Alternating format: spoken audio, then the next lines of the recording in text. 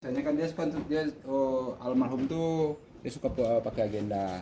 Ini tulisan beliau. Nah ini yang saya dapat dari ini kan dia kan ada beberapa buku.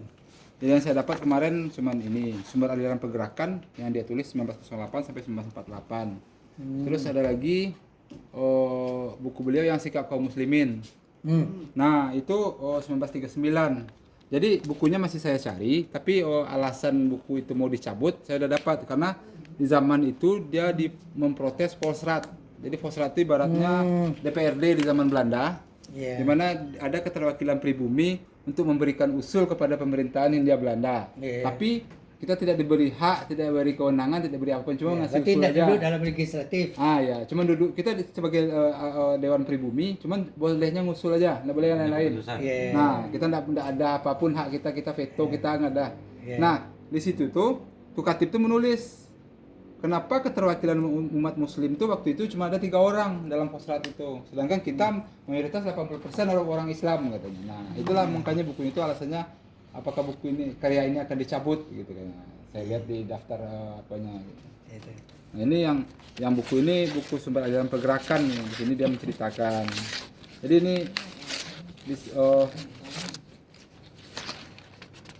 masih ini bukunya disimpan di perpustakaan di Kit Elvi Leiden. Ya.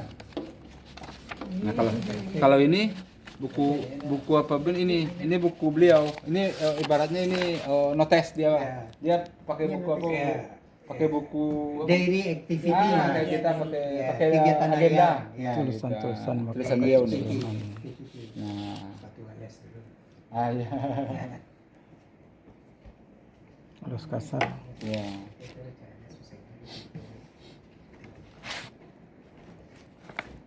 Jadi ada beberapa foto-foto itu juga, cuman kemarin mana lagi waktu kami insyaallah bulan tahun depan kalau kita adakan lagi seminar nasional. Amin. Insyaallah. Seminar yang keduanya kita lakukan di titik nolnya lagi, titik di sini di rumah lahirnya. Nah waktu seminar kemarin kami adakan tuh pembicaraan tempat kita lakukan lagu Indonesia Raya 3 stanza, terus kita sambung dengan puisinya Buya Hamka. Jadi ketika aku Khatib gugur, Buya Hamka langsung membuat puisi. Kami daripada kedekatannya. Ingin melihat bagaimana. Nah, ini juga ada beberapa buku, ini buku yang sejarah perjuangan kemerdekaan di Minangkabau 1945 sampai 1950. Ini badan penulisannya belum orang yang diwawancarai? Enggak, yang badan penulisan 7 orang. Yang diwawancarai itu seluruhnya narasumbernya berapa? 164 orang yang disurati. 164 orang yang disurati untuk merumuskan buku ini, dan jadi badan penulisannya yaitu Mr. Sultan Muhammad Rashid, Mbah Dahlan Ibrahim, Abdul Halim itu komandan divisi Banteng 1. Kemudian Pak Ahmad Hussein itu komandan divisi 3. Yang Kuranji kan? Ya, yang Kuranji, Harimau Kuranji kita. Harimau Kuranji. Terus ini Karim ini kalau nggak salah ini pembantu residen juga, pembantu residen Muhammad Suib dan Mulkan. Ini Suib ini ketemu mas saya ini di buku Jepang, pecah perang Asia Raya waktu itu tahun 1943. Kuyugun itu enggak. Belum, ini cerita maksudnya waktu zaman itu cuman versi beda kan. Umum, gitu. Kalau Gyugun itu dibentuk oleh Angku Khatib itu tahun tanggal 1942 kalau salah, bulan sebelum BKR. Iya, sebelum itu. Jadi di Sumatera berdiri Gyugun, di Jawa berdiri Peta. Nah, konsepnya berbeda. Kalau Peta terpusat di Bogor, kalau Gyugun dia terbagi.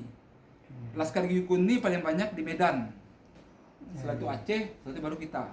Sumatera Barat. Di Sumatera Barat pusatnya di INS Kayu Tanam. Jadi Gyugun ini diinisiasi Angku Khatib, dan di saat akan membentuk Gyugun itu kita sebagai orang Minangkabau kita memakai filosofi 3 tungku sejarangan.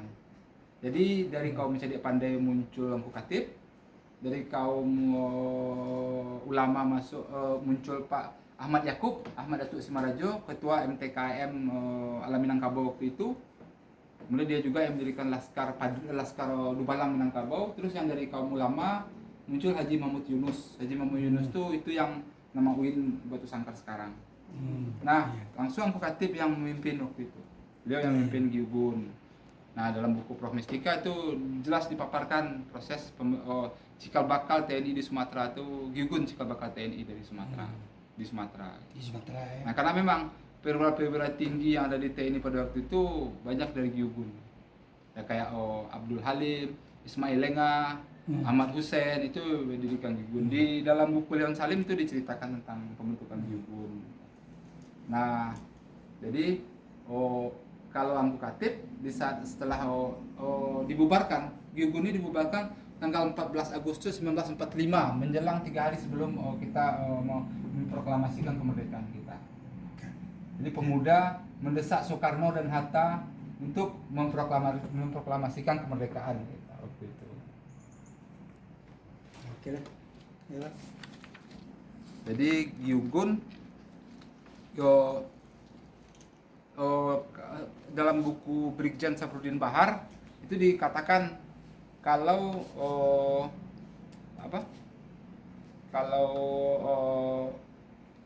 Khatib Sulaiman ini adalah pemersatu elit sipil dan elit militer. Nah, sesuai dengan buku yang ini diceritakan kalau pimpinan tertinggi pertahanan rakyat semesta pada waktu itu Angku Khatib. Iya.